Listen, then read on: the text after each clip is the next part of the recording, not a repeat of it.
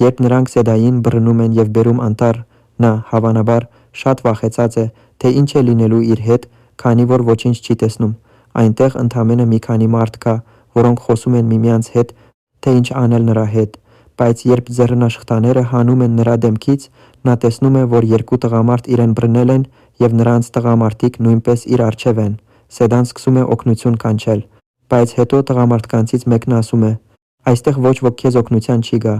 Սեդան հանգստացնում է իրեն և մտածում, որ ստիպված կլինի միայնակ պայքարել այս մարդկանց դեմ։ Սեդան սպասում է փախչելու հնարավորությանը։ Երբ տղամարդը Սեդային ասում է հեռանալ, Սեդան ձևացնում է, թե ուշաթափվում է, ինչի հետևանքով տղամարդկանցից մեկը բաց է թողնում նրա ձեռքը։